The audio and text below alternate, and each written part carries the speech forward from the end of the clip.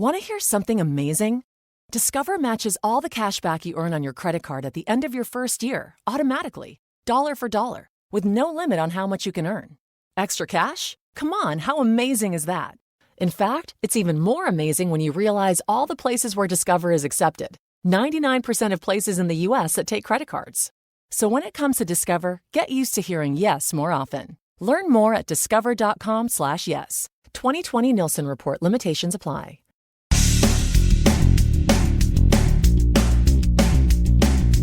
No BS Job Search Advice Radio, episode 1916. I'm your host, Jeff Altman, the Big Game Hunter, and welcome. Today's show, as I've been doing during August, is an interview from a while ago. I did an interview on Voice of the Job Seeker, and that's Mark Anthony Dyson's show, where we talked about older workers and finding work and mistakes that they make on interviews. This is about 25 minutes long. I let the show play out its entirety without editing. The one correction I would make from the show is when he introduces me, he mentions what at that time had been my other show, Job Search Radio, which I discontinued early in 2019, so no longer available. This show, No BS Job Search Advice Radio, is on the road to 2,000th episode in November and its 10th anniversary.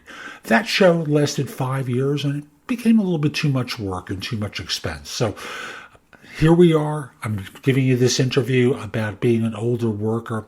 Hope you find it helpful. And by the way, you may have noticed I changed the title of the show ever so slightly, so it was not a bad word. And with that, let's get going.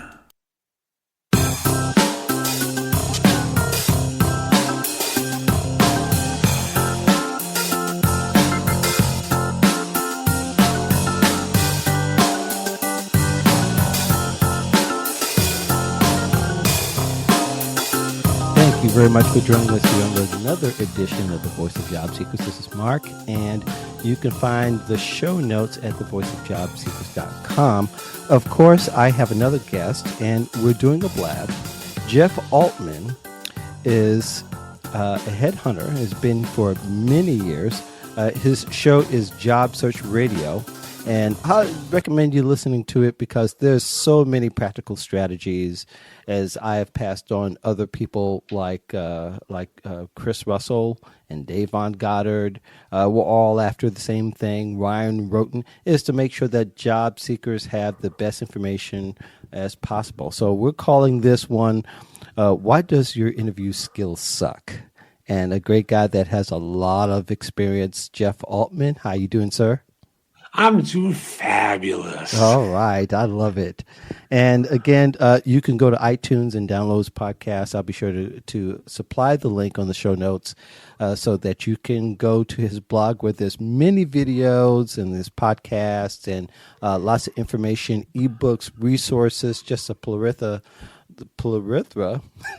of resources for job seekers everywhere. So as part of this discussion, I just want to be sure that we understand here, we're not saying that all of your skills suck.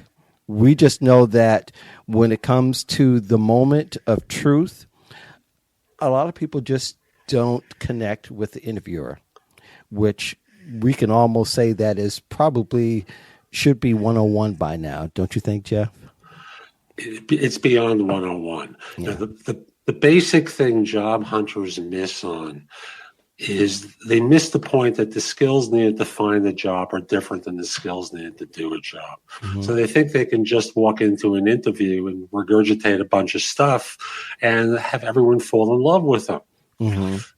Doesn't work that way, does it? No, it doesn't work that way. And I think it's interesting that a lot of older job seekers don't use some of the life experiences that they've had to connect with people. I mean, you would think, being that we're in the over 50 club, that one of the basic things is we need to really connect with the person as much as, if not more important than answering the questions. I think with older workers, it goes to an extra level as well. And that is they've bought the bull that just because they're over 50, or in my case, over 60, that, that immediately they're going to be discriminated against. Yeah. So the result winds up being that they do nothing to prepare. They do no advance work, and they go into an interview, and when they don't get the job, they blame it on their age, when it's the lack of preparedness that's really the cause. Yeah. And as I know you know, and I'm sure many of your other guests have said before, you have to get ready for the interview. There's work that you need to do in order to execute your plan. And when folks don't do it, they'd rather blame others than themselves. Yeah. Yeah. So in a session, a coaching session where interviewing's involved and you're trying to tackle the topic, though our tendency might be to, as coach, to kind of help them to understand and ease them along. Pretty much we can be pretty blunt if we're over 50, somebody addressing somebody who's over 50, but somebody who's a little bit younger, we kind of coddle them a little bit more because we give them a little bit more credit. But do you feel like sometimes in your coaching experience that the 50-year-old, 50 plus will act more like a child just coming out of college and they don't know what to do? It's worse because they know better. Yeah. And they've gotten lazy, and they're at the point in their career where they go, I don't have to do this. I can just walk in and wing it. And I don't know any professional athletes who walk in and wing it. Yeah. Yeah. These folks are making millions of dollars a year. And those are the guys who sit on the bench. Right. So the talent understands that talent isn't enough, that you have to practice so that the talent can really show itself, and that you can execute at the drop of a hat. So for the older worker, they get fat, dumb, and happy. Yeah. And mixed with the fact that they get advanced degrees when they're older, that that can either be a fuel for excitement, and I've seen where they're reinvigorated as they start to research a little bit more because they're fresh out of school. And then there's other ones that kind of say, hey, this is just something else in my arsenal. Not only do I have the bat gun, I have the bat rope, and I have all else. And there's a false sense of security. So in your estimation, in your experience, how do you address that? I'll speak for myself and just say that, I'm a guy who's done coach training, and I know how inspiring going back for a degree or training can be. I went for a master's in my 40s, and now the coaching work that I do and the training there. And when I talk to job hunters, I have that experience of being excited again after years of feeling like this has gotten to be mundane. Yeah. The biggest issue in converting the education experience is often the people who are teaching you don't have the experience of transitioning this knowledge into the world of work. So they fill people with a bunch of platitudes and expectations that are completely unreasonable because you still got the resume behind you. An employer needs to get educated as to, okay, I'm beyond the resume. And no selling is going on. No motivation is going on. There's nothing there to convince anyone that just because I got my master's or just because I got my PhD, I've exceeded being a developer or I've exceeded being an engineer. Yeah. So, there's work that has to get done by anyone getting that advanced degree later on in life in order to demonstrate that you're beyond the average. So, okay. Well, let's ride on that a little bit. What are some other mistakes that the 50 and over job seekers tend to make in their interviewing during the interview process and preparing for an interview, other than not preparing? So there's bad preparation, and then there's great preparation. So Let me just simply say that the standard interview that most people get ready for is the one that starts off with, tell me about yourself. Sure. And you do. Mm-hmm. And you go back and forth with interview karate a few times. They throw a punch, you throw up a block, and on and on and on. Until eventually they say, so do you have any questions for us? You say, tell me about the job. And they do. And you go, sounds great. And they say, we'll get back to you. And that's a typical interview. Right. Now, here's a better approach. Instead of waiting for them to throw the first question out, whether it's a phone interview or an in-person interview, what I tell people to do is start off the conversation by saying, hey, thank you so much for making the call. I spoke with Mark about the position, and he gave me a brief description, but I want to get your take on it. Could you tell me about the job as you see it and what I can do to help? And that gets you told about the job. They'll tell you about the position right off the bat at the beginning of the interview, when you can use that information to your advantage. Sure. And you can also use that time to connect with the interviewer, because most people don't take control or don't assume some control at the beginning. They're expecting to be interrogated, which again is definitely a wrong mindset. You bet. And just by asking that question, you've instantly leveled the playing field from superior subordinate to two people having a conversation. And like someone who's a salesperson, who goes out on a sales call, they don't walk in and go, oh, let me tell you everything about our product or service can do. They ask, consultative questions. What sort of problem do you have? So that this way they can address it in the context of what the customer needs, instead of just taking out their briefcase, opening it up and going, oh, you look like someone who could use pens. Yeah. And I'll say it time and time again, people listen to the show, the whole idea of an interview is to have a conversation. It's not the Spanish Inquisition by any means. So, in building a conversation, in maybe one other tip where people can kind of feel like they can assume some control, or there's a partnership going on in the conversation for the interview, so that they can be seen in that position rather than feel like they're auditioning for a play.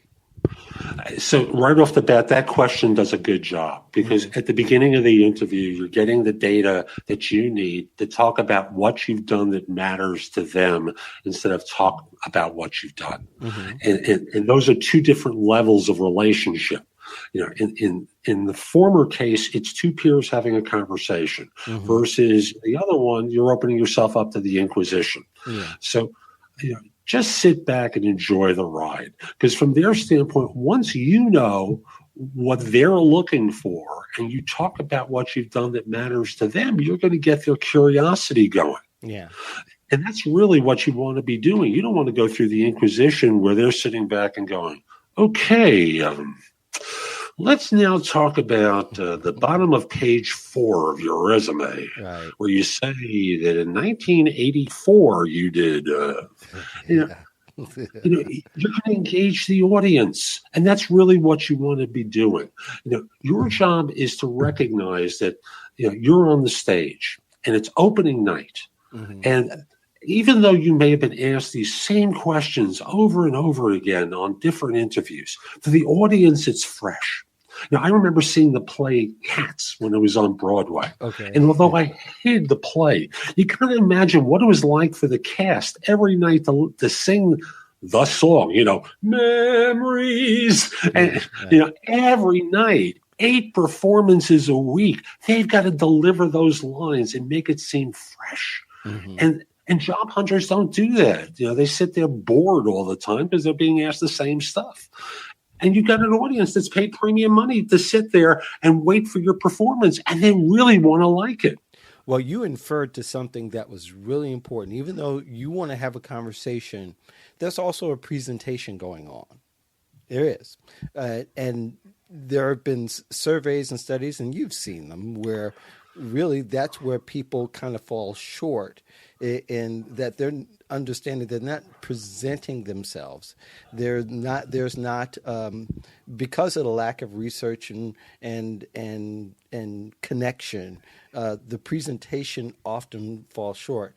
What parts of the presentation just seems to work really well, especially for the older job seeker who really a lot of their people come in and a lot of their younger peers come in and they present real well and that their heart and minds are all set to go.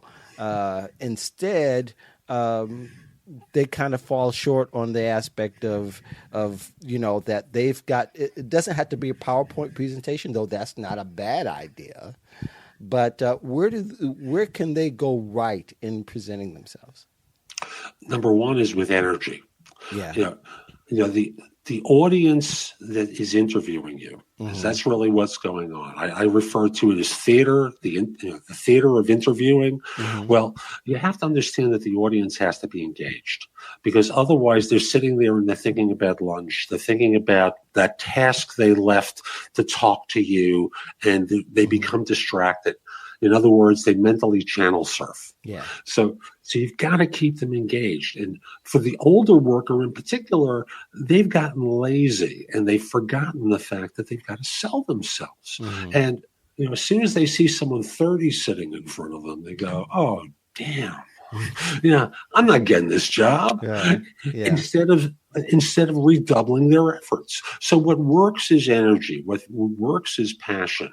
And the underlying question invariably for the older worker being interviewed by the younger one is, can this old guy take direction from me? Or is he just going to be my father telling me what to do? My mother who's nagging me all the time? Yeah. And that sort of stuff. So you got to recognize, that dynamic, because you've got your story about this and he or she has their story about it. Yeah. So you got to co-opt it and just basically say, hey, look, I've been a good number two for an organization now for the last 5 years. And right off the bat, you're saying I take direction. Sure. Sure. But I think, too, is that if people use social media effectively and that they're pointing a lot of their profiles and their content, if they're producing content, still, a lot of job seekers don't see the advantage of pointing to their profiles and helping them put their work out there. Kind of takes away a lot of the guesswork for the interviewer, and the fact to say that you've seen my interviews, you've seen my work, you've seen my presentation on SlideShare. Then the discussion the paradigm kind of changes from kind of figuring out who you are to actually talking about the work, which is where the sweet spot is for everyone. You betcha. So, I'm a big advocate for social. Yeah. I'm a guy who, has more than 1,500 YouTube videos and, 8 books and 13 guides. And, I write for recruiter.com and for LinkedIn. And, I've got 3 podcasts and, it all comes through my LinkedIn profile. It all comes through my website so that when people learn about me, they have a way to say, hey, this guy isn't a typical headhunter, or this is quite an unusual coach, sure. In terms of content production. And they learn about me and they learn to trust me because of those experiences. For a job hunter, they have the opportunity to brand themselves as a distinct expert. And not using social is a huge miss, because the impact of that is you're just another slob sitting in the chair to the interviewer. Yeah. And you've got to prove yourself that much more versus, let's say I come in to meet with someone and I'm wearing my headhunter hat that day. Right off the bat, they've discovered a lot about me and they believe that I can solve their problem. It's obviously up to me to actually do it. But for the job hunter, isn't it better to be advantaged walking in the door than just being another person that they're evaluating? Not only that, but you can say even near the end of the interview, hey, have you seen my YouTube channel, LinkedIn blog, my personal website?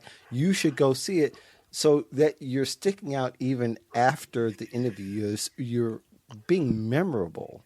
And I think people, the first reaction usually is, well, I don't want to have to do all that.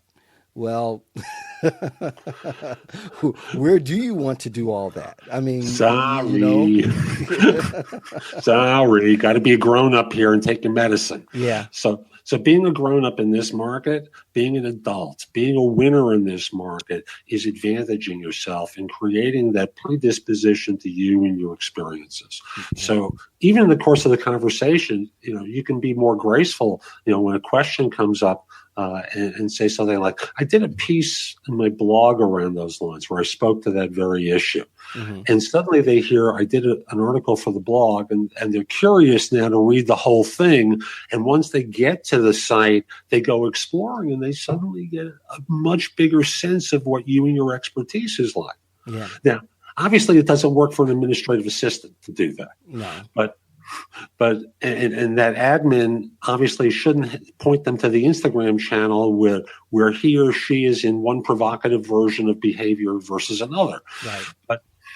But there's just so many opportunities for individuals these days that didn't exist when I started in recruiting to really stand out from the pack, which is what you want to always be doing. Yeah, definitely standing out and being memorable are two things you want to leave the interviewer with, something to keep their curiosity even after the interview.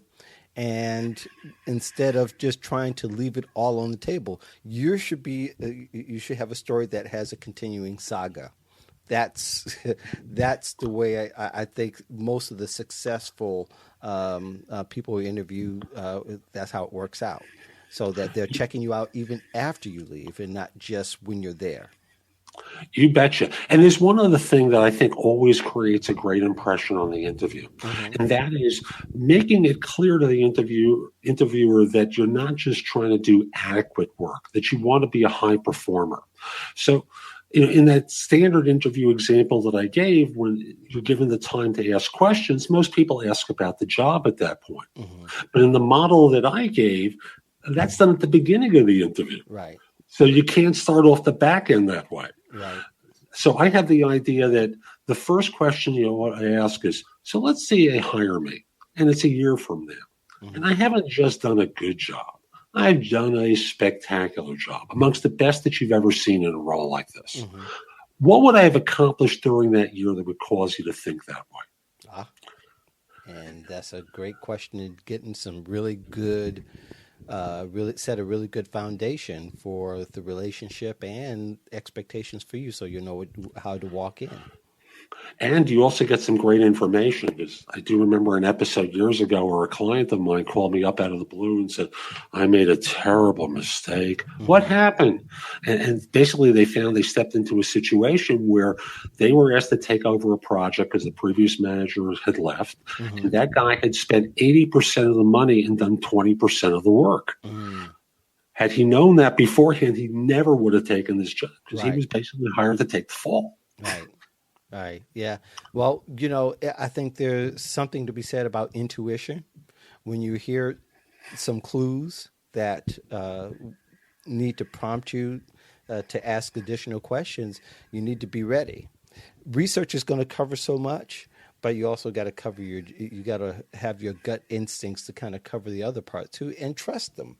Trust your instincts to ask those questions, because I'm sure there are clues that were throughout the interview that had said, why this person's pushing so hard on expectations? Well, they looked at the budget and seen that the budget's a shortfall for the next person.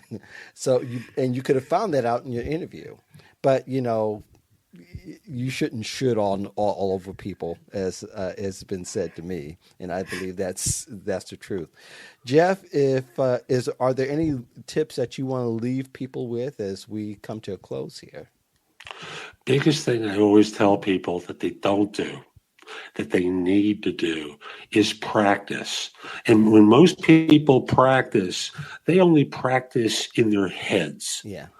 The words have to actually come out of your mouth. Now, if folks visit my website, thebiggamehunter.us, and go to the blog, I've got hundreds of videos with some of the tough interview questions, plus the brain teasers that some firms still insist on asking. Mm-hmm. So you can hear my answers to it, but more importantly, when you hear the question, just stop the recording for a minute and give your version of the answer and how you tell it. So you have to just practice hearing your answers. So this way you can go, oh man, that was awful. Yeah. And if you think all of them are good coming out of the gate, you're not paying attention. Trust me. I've interviewed so many people, and answers to tough interview questions, most people do not do a good job of. Yeah, and it doesn't hurt to record yourself. You've got a voice recorder on your phone more than likely. Use that, then go back and listen to your answer and be objective as possible.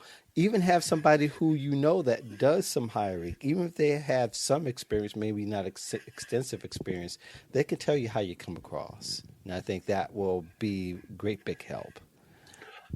Absolutely. Again, that practice with someone. Now, if you're too embarrassed to practice with someone else, you settle for doing it by yourself. But the ideal is to practice with someone else, especially if you're in what I'll call a technical discipline, accounting, engineering, IT, where you have the opportunity to partner up with someone who knows the technical subject matter and can critique how well and how crisply you answer those types of questions. It will go a long way toward helping you execute when you actually get to the interview. Sure. Jeff, where can people find you if they want to know more about you and your resources and maybe even interact with you? So first of all, I'll say I'm launching a new site in the next couple of weeks called JobSearch.Coaching.HQ.com. Okay. It is going to be a fabulous resource for job hunters with tons of content plus access to coaching from me so I can help you streamline the process. Mm-hmm. Now, in the meantime, you visit my website, which, as I mentioned before, is thebiggamehunter.us. Mm-hmm. And again, a ton of content there. And finally, if you would like to connect with me on LinkedIn, my address is linkedin.com/IN/TheBigGameHunter. Good deal. Well, thank you so much, Jim, for joining us. And Jeff! Come on, Jeff! Yeah. Where did that come from? I don't know. I know you. I know you do. But the audience may not, so I wanted to make sure. Jeff Altman. Thank you so much for being on the Voice of Job Seekers, and for the rest of you listening in audio land. We are concluding the show right here. If you want to give me a call me at 708-365-9822. I'll also accept text there if you have any questions. In the meantime, have a great week, and look forward to seeing you next week. That's today's show. I hope you found it helpful. And if you did, here are a few more ways to get information and advice from me. First of all, visit my website, which is thebiggamehunter.us. Go to the blog. There's a lot there to help you with your job search, hiring more effectively, managing and leading, and workplace-related issues. In addition, if you're interested in my coaching you, there's a button there that says schedule. Schedule time for a free discovery call or schedule yourself in for coaching. Obviously, I'm going to charge for that, but I can help you with interview preparation, leadership coaching, salary negotiation advice, making a good decision between different offers, anything related to improving yourself in the workplace, I can coach you about. If you have questions for me, you can schedule 15 minutes with me at thebiggamehunter.us/live, or a less expensive way is at thebiggamehunter.us/video answers, where you leave a message for me and I'll respond with a 3 to 5 minute video. Connect with me on LinkedIn at linkedin.com/IN/thebiggamehunter. I can assure you your network will expand a lot by connecting with me. And finally, watch me on TV. Download the JobSearch TV app for Fire TV, Fire Stick, Apple TV, Roku, like 90 different manufacturers. I'll be back tomorrow with more, and in the meantime, I hope you have a terrific day. Be great!